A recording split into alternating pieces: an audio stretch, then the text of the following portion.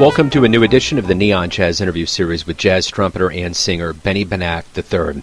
We caught up with him on June 8th, 2020 to talk about his latest 2020 CD, A Lot of Livin' to Do, during the intensity of the COVID-19 lockdown.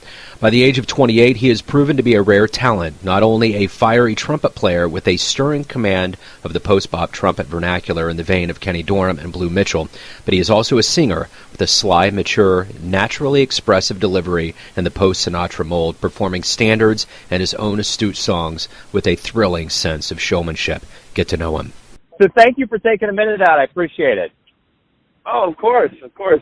I'm not too busy these days, as you can imagine. Well, yeah. Well, and that's the thing I think I kind of wanted to delve into, obviously, you know, when I started kind of doing interviews, it was COVID-19, and now it's, the world's on fire, and we're trying to figure everything else out. So that's a simpler time where only a global pandemic was. Yeah, really. Only Americans can pull that off. We're under the most stress that we've probably been as a nation. So let's just go ahead and just throw anything else on top of it. Let's just compound it. Yeah, why not? Yeah. Let's just let the fires rage. But the one thing I do remember before this all started, now I look back on, early March and mid-March as kind of this crystallized time in our history. And I remember getting your CD. I remember seeing you on the cover, and I started reaching out to all these people that had releases that came out around that time, because I think there's kind of it's just kind of strange, but it's cool in a certain way. So my question to you first and foremost is, tell me your story about when you figured out live jazz was coming to a halt. What was canceled? What happened? How did it all transpire? Well, actually, I was one of the first, me and the guys have joked about this in my band. We said we were it's a badge of honor. We were the first people to really feel the effects of COVID-19 canceling gigs, because I was scheduled with my band to headline at Jazz and Lincoln Center's club in Shanghai at the end of February. And, I've been going to Shanghai. Jazz and Lincoln Center basically built kind of a version of Dizzy's club in Shanghai on the Bund there. And my band had gone the last couple years, and they had us back, and it had been scheduled for months and months. And, you have to start worrying about getting approved for the work visa, and you have to deal with flights and all that. And it was, as early as when my album actually came out, I did a release gig in New York at the end of January at Lincoln Center, and they were even telling me that night, on January 20 whatever, oh, things aren't really looking good here for the end of February. They're really dealing with this virus in China. We're going to have to maybe reschedule you. So, we didn't think anything of it. It got to be about the middle of February. And finally, they canceled this trip to China. And, myself and the band, we were all kind of like, well, this is a drag, but, they'll reschedule us, and at least we'll be able to pick up some work at home, And, that probably went on for a couple weeks, before everything went upside down in the States, and we made it to about the middle of March before the writing was on the wall that everyone was going to get hit here. And then, Lincoln Center, it's funny looking back now, how naive we all were that things that were getting canceled in the middle of March, at first people were like, okay, well, we'll do it in May, let's go the end of April. And then, sure enough, the second time we were scheduled to go to Shanghai was, like I said, the end of April, beginning of May. And actually at that point, things had gotten better in China, but now that was we were really in the thick of it here in the States, and there was no way anyone from the States was going to fly anywhere without self-quarantining for 2 weeks, and nobody, So, now the latest with that gig in China is, let's look at the fall, which is what, the majority of, summertime gigs and things like that. I think folks are kind of just saying, oh yeah, well, let's look in the fall. Let's see where we're at. And I know a lot of the clubs in New York have kind of said that as well, but I don't know that is, any kind of concrete, science behind everybody just kind of saying, oh, well, I think we're going to shoot for the fall. But I think it's just kind of as an idea, it feels nice to think about it and think that we're all going to have work again. So, it kind of came a little earlier for me than it did everybody else with not making it over to China.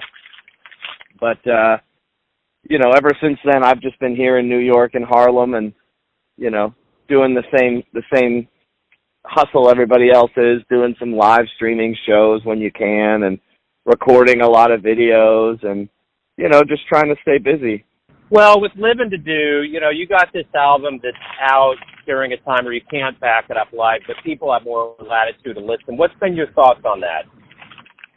Yeah, I mean, I feel like I was lucky that, the album came out at the end of January and not the end of February. So I was able to get, a full kind of radio campaign out of it. I was able to still do a release show in New York. I went back to Pittsburgh with my band, my hometown, and did a release show there. So I at least had some mileage out of like a PR campaign.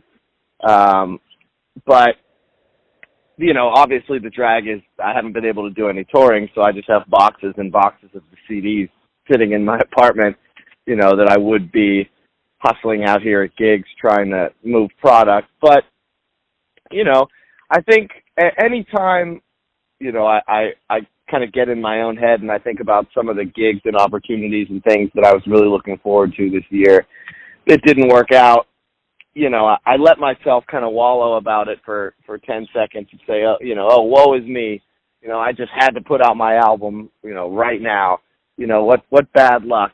And then, I kind of zoom out, as quickly as I start to kind of feel sorry for myself and say, well, I'm still sitting here, in my apartment by myself in Manhattan, and, I've got the unemployment's coming in, and I've, been able to stay creative and, write a lot of new music to get ready for whatever the next album's going to be. And, everyone in my family is safe and healthy.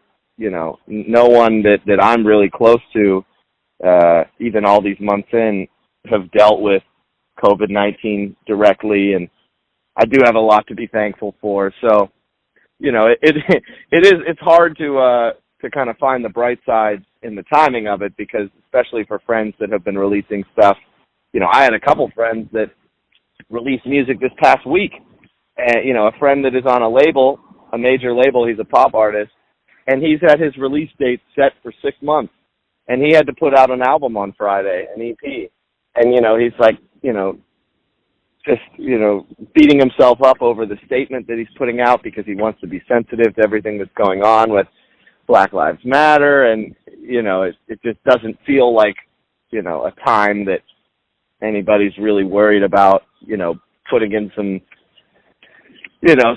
music to just listen to right now. So, it's crazy times, but, anytime I kind of, like I said, let myself wallow in, my own situation, I try and remind myself it could be a whole heck of a lot worse, Yeah. Well, talk to me about your beginnings in music. Talk to me where you were born and raised and how jazz became your life. Well, I come from a very musical family, a jazz family. Really, both my parents are musicians. They met on a gig. My mom is a singer, an opera singer, music theater, jazz singer, teaches at Carnegie Mellon in Pittsburgh for many years, is a voice teacher. And my father, Benny Benack Jr., is a saxophone player, clarinetist. And his father, Benny Benack Sr., was a trumpet player. So, as a matter of fact, for those that don't know, my grandfather was really quite a prominent trumpeter in Pittsburgh in his time, in his heyday. He got a lot of notoriety for the 1960 Pirates. That was the Bill Mazeroski walk-off over the Yankees to win the World Series. And the theme song to the Pirates that year was Beat 'em Bucks, which was just basically Camptown races, but with pirate lyrics. And that was kind of his big hit. And, wow. We have a lot of old recordings of my grandfather, and he was an astounding trumpeter. I mean, I'm still, trying to fill those shoes. He was the guy that, also played classically, so kind of in the vein of a Wynton Marsalis, where he's just as likely to solo with an orchestra as he was with a big band. And, I've always I actually never met him. He passed away, lung cancer, all those nights playing gigs in smoky clubs. So he passed away before I was even born, but, certainly his spirit lives on. The first cornet that I played on when I was, 9 years old was one of his, and we still have his trumpets I've played over the years. And so, I had no shortage of access to the music when I was very young, which I think is huge. It's you can't put a price on being able to, be exposed to the music and be inspired by it when you're young and really impressionable. So I fell in love with jazz from the time I was as young as I can remember, and it's really carried me through 29 years. What's the most pleasurable part about being a musician for you? Oh, geez. Well, I was just talking to a friend yesterday that came by. I'm sitting here in the park, in Morningside Park. I usually come out here in the afternoon and read, and yesterday a friend drove by and said hello I hadn't seen in months, and we were kind of talking about that very thing. And, one of the things that I always say is such a blessing, being able to travel, and see the world and experience different cultures and different people. And, the rest of the world is paying thousands of dollars for their travel and their vacations and trips, and somebody pays us to do it. How lucky are we? So, I hardly ever spend this much time sitting in my apartment in New York. Ironically, it seems like it's just kind of a crash pad between trips. And, I love traveling. Like I said, I love kind of experiencing new places, new food, new traditions, new culture, and, new people. And, it's been funny for me to spend this much time in New York, because I can't remember the last time, in 10 years living in New York, I can't remember the last time I was here for months straight. So, I really miss, those perks of being able to tour the world and see all these different countries. And, we had a lot of that planned for this year, and we're going to just kind of have to wait until the next time we can all hop on a plane again, because that's not a very popular thing to do right now. Do you have, now that, you've had this time to kind of think about, what's going on in your life and what's going to happen next, do you have any magic moments, any memories on stage that really kind of that you've thought about that have kind of kept your spirits up? I think we're all definitely, we've all been daydreaming, replaying, some of our highlight reel over the last couple months, in spades, just to try and keep the spirits up. And, trying to think here off the top of my head, I mean, I had some great moments in the fall last year touring with the band Postmodern Jukebox. That, it was my first time working with them. They've been around for not quite a decade, maybe 6 years or so, and really got famous on YouTube doing these, jazz, kind of early jazz covers of pop songs. And that tour was pretty magical, because we were on like a sleeper bus, bunk beds on the top deck of the bus. And every day you would wake up in a different country in Europe. And we were playing for sometimes thousands of people. And it was really such a thrill. And the greatest part about it for me, wasn't necessarily, like I was elated to be singing, Rihanna songs every night. I rather prefer Cole Porter to Rihanna if I'm going off of my favorite songwriters. But the main point being, I was so inspired by these concerts, how many young people were there. Because it was all young people, because they were hearing music that they love and they knew the words to and they could dance to. But these young people were dancing and having a good time, and it was jazz. Granted, we're playing Beyonce and we're playing Lady Gaga and we're playing Rihanna, we're playing these pop songs, but the music, the arrangements, the band was swinging. It was a great band. The soloists were on a high level, and I was going out there singing and crooning and playing trumpet. and it was jazz. And here you're in Volkswagen Arena in Istanbul, and there's, almost 5,000 people there. They're all young, and they're having a great time, and they're all clapping on 2 and 4, and they're all there for jazz. So, I was really, like I said, inspired by that tour and had so many magic moments where I had never really played for an audience like that, of that size and of that energy.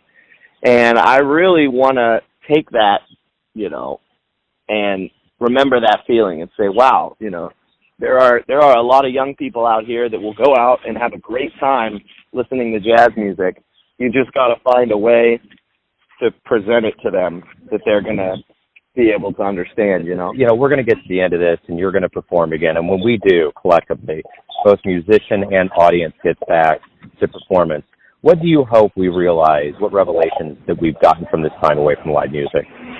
Well, that's a good question. I guess, first off, one of my big hopes is that, people appreciate, the act of live performance and live music. And, I've seen a lot of people saying that musicians that have been playing live streams and doing various things, and kind of giving it away. There's some people on the internet that say, oh, well, I'm not going to do a live stream show for tips because, this is, people would have had to pay to see me do this. I can't just give it away for free, because once you do that, then people are going to get used to it, and, then we'll never be able to go back. And I don't quite know that I, subscribe to that. I mean, I'm hopeful that all of the, outreach that we've all been doing to stay in touch with fans and keep people, keep people's spirits up, which is something that I feel is kind of part of my mission, of my music, is to lift spirits and bring joy to people, the way that the music brings that to me. And my hope is that, you never know what you have till it's gone, and that there will be people that, maybe would not have bought the album or would not, I have so many friends that say they want to come to a show, and then when you tell them what the cover charge is, miraculously they come up with an excuse why they can't go. And, I hope that people kind of have a new appreciation for, live music and live musicians and entertainment in general. I look at Broadway, that's going to be dark for likely the rest of the year, and all these performers that, people maybe took it for granted. And hopefully, people have this newfound appreciation. And once it's safe to do so, once we can get all the chairs in the room, hopefully people come back out and support. So my final question to you is this. Everyone has a version or perception of you, your family, your friends, your fans, but you're living your life. Who do you think you are? Wow. A very deep question. I have to think about that a little bit. Who do I think I am? Well, I am a relatively young person. I think 29 is a bit of a funny age because, I have a big landmark birthday coming in November that, like it or not, when you reach your third decade, there's always a little bit of reflection that comes there. And, you're not quite a kid anymore, but at the same time, I also don't feel quite like, like a grown-up all the way. So it's a bit of an interesting age, but, I don't often take time to reflect, but as I take stock in everything these couple months, I've had the opportunity to, and, I'm grateful for where I am in my career. I've had the opportunity to meet a lot of my heroes, perform with them, and like I mentioned before, travel the world, something I've always wanted to do. And, I think who I am today, maybe still to me, even with all of, the amazing things I've been able to do, I still feel very much, like a unfinished product, or, I feel like I still have so much more to say, as an artist, and there's so much room to grow. So even though I've been in New York for 10 years and I've been out of school now, for a handful of years, and, I've had my foot on the gas pedal for so long, I feel like living in New York, 10 years is like an eternity. And I almost feel like in some circles, almost like I'm an old timer or something. But when I take a step back, I realize who I am today is hopefully, just just a place in time, and in the coming months and years ahead, I keep growing, because that's all you ever really want as a musician. You read these interviews and magazine articles with Sonny Rollins and, these jazz heroes that are 80, 90 years old, and they say, "Oh, why are you still practicing every day?" They say, "Oh, I think I'm almost getting there. I think I'm almost where I want to be." And I think that's the beauty of art, and the beauty of dedicating yourself to a craft like music, is that there's always more to learn. There's always another solo to transcribe, another song to learn, so your work is never done. And it really is a lifelong pursuit. So, I would say who I am today is, an unfinished product, and I'm still, trying to kind of polish that diamond, so to speak, and let's see where I'm at in another decade. Yeah, I like it. Absolutely. Benny, thank you for taking some time out to Neon Jazz today to talk about this weird world we're in and your life in music. I appreciate it. Absolutely. I hope to make it out there to Kansas City when all is said and done. I have a good friend of mine, my college roommate. I was a groomsman in his wedding, Adam Larson, a wonderful tenor player. He moved out there last year, and has been telling me wonderful things about it. So I haven't been there since I was in high school, so I got to get back out your way. Thanks for listening and tuning in to another Neon Jazz interview, where we give you a bit of insight into the finest players and singers in New York, Kansas City, and spots all over the world, giving fans all that jazz. And thanks to Benny for his time, music, and story. If you want to hear more interviews, go to Famous Interviews with Joe Domino in the iTunes Store. Visit neonjazz at youtube.com, and for everything Neon Jazz all the time, go to the neonjazz.blogspot.com. Until next time, enjoy the jazz, my friends.